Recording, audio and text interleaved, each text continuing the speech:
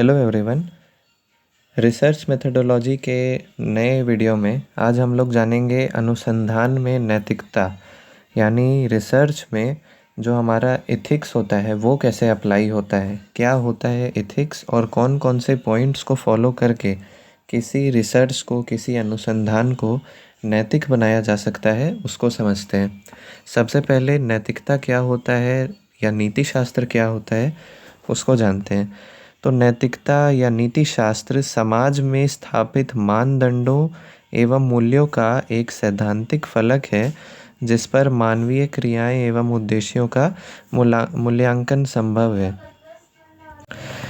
इसका मतलब होता है कि समाज में जो हमारे मानदंड हैं, जो हमारे नियम कानून हैं और जिससे मानवीय क्रियाओं एवं उद्देश्यों का जांच होता है कि वो सही है कि गलत है, वही नीति शास्त्र है। समान शब्दों में कहें तो समाज द्वारा निर्मित नियमों का पालन करना नैतिक है और उसका उल्लंघन करना अनैतिक है। ये आसान शब्दों में हम लोग कह सकते हैं। शोध में क्या होता है, शोध में नैतिकता की आवश्यकता इसीलिए पड़ी क्योंकि लोग दूसरों के शोध को अपना बताकर उसका इस्तेमाल कर रहे थे, जिसके कारण जो शोध के परिणाम हैं उसमें गड़बड़ी देखी गई। ठीक है, इसीलिए शोध में नैतिकता जैसा टॉपिक लाना पड़ा। शोध में यदि मानव कल्याण की बात हो तो वो नैतिक है, जबकि यदि कोई ऐसी बात हो जिससे चोरी, अपराध आदि चीज़ें बढ़ें तो वो अनैतिक शोध कहलाता है। ठीक है, अब शोध नैतिकता तो आप समझ गए कि एक समाज के द्वारा स्थापित मानदंड जिससे मानवों का, उनकी क्रियाओं का मूल्यांकन होता है, वही नीति शास्त्र है, वही नैतिकता है। अब हम लोग जानते हैं कि किसी भी शोध कार्य को करने के लिए कौन कौन से पॉइंट्स का, कौन कौन से बिंदुओं का ध्यान देना पड़ता है ताकि हमारा शोध जो है वो नैतिकता वाला शोध हो। तो शोध कार्य को प्रामाणिक बनाने के लिए निम्न शोध नैतिकता की आवश्यकता है, यानी फॉलोइंग पॉइंट्स को हम लोग फॉलो करेंगे तो हमारा जो शोध है, जो हमारा रिसर्च है, वो एथिकल रिसर्च कहलाएगा। पहला है ईमानदारी, ऑनेस्टी। तो किसी भी शोध कार्य को करने के लिए ये कहा गया है कि आप जो अपना रिसर्च है उसके जो आंकड़े हैं, उसकी जो विधियां हैं, शोध विधियां, या फिर उसके जो प्रमाण हैं, जो आपका कंक्लूज़न निकला, उसके प्रति आप ईमानदार रहिए। जैसे भी आंकड़े आ रहे हैं आपके पास उसका गलत व्याख्या ना कीजिए और झूठ नहीं बोलिए। ईमानदारी से आपके शोध में जो रिज़ल्ट आया है आप उसको बताइए, तो ये एक नैतिक कार्य होगा आपके शोध के प्रति। दूसरा है जिम्मेदार प्रकाशन या फिर रिस्पॉन्सिबल पब्लिशन। इसका मतलब ये होता है कि जो शोध करता है, जो रिसर्चर है, वो नकली आंकड़ों को, फॉल्स डेटा को अपने शोध में ना निकाले और बल्कि जो अच्छे अच्छे शोध हैं, मतलब जो शोध समाज को आगे बढ़ाने के लिए काम करेंगे, वैसे शोध को ही प्रकाशित करे।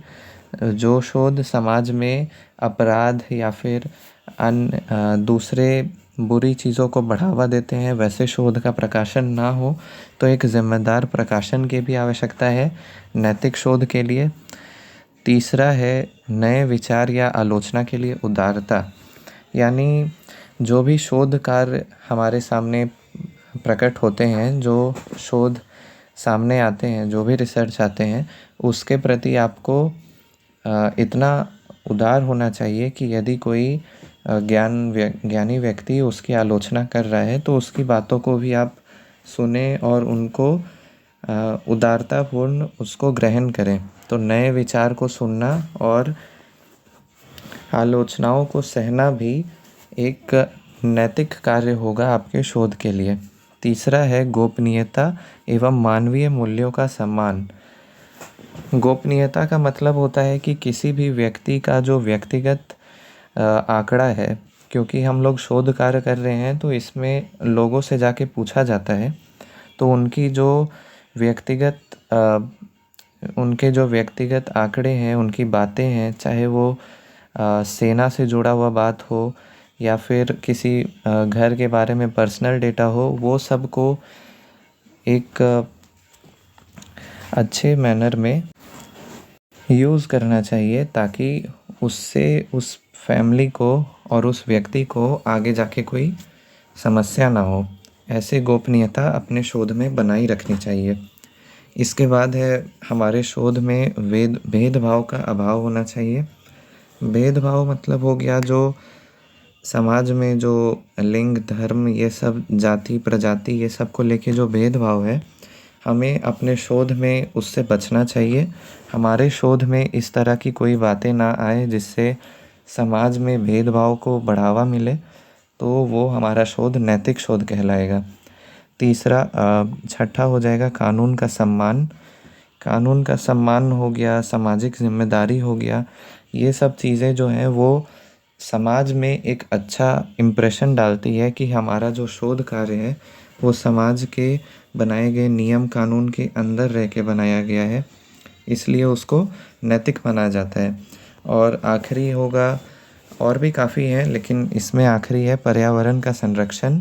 यानी कि जो शोध करता है वो अपने शोध विधि में जिन भी विधियों का प्रयोग करे उससे पर्यावरण को कोई नुकसान ना पहुँचे, पर्यावरण का क्षयन ना हो, पर्यावरण को किसी भी तरह का नुकसान ना हो, इको फ्रेंडली होकर काम करे, इस तरह का बढ़ावा उसके शोध कार्य से मिले, पर्यावरण का संरक्षण हो, तब वो शोध नैतिक कहलाएगा।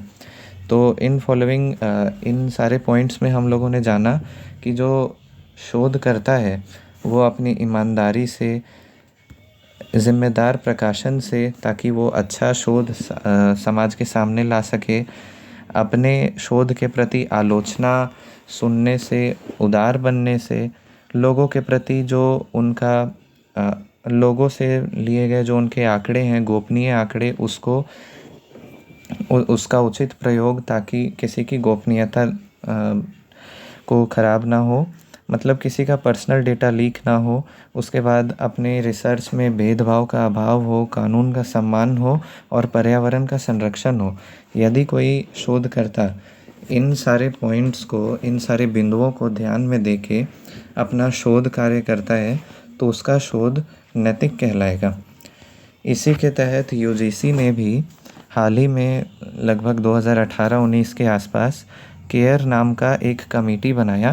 केयर का फुल फॉर्म होता है consortium for academic research and ethics. इसमें उन्होंने शोध के गिरते हुए स्तर और शोध को कैसे और नैतिक बनाया जाए, इसके लिए उन्होंने ये कमेटी बनाया और नए नए गाइडलाइंस भी लाए।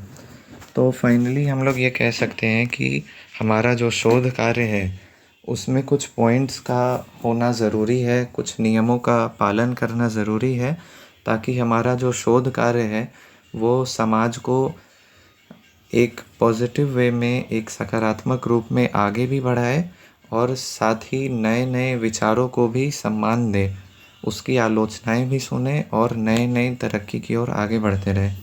तो इसी के साथ अनुसंधान में नैतिकता का ये टॉपिक ख़त्म होता है। आई होप आपको समझ में आया होगा। Thank you.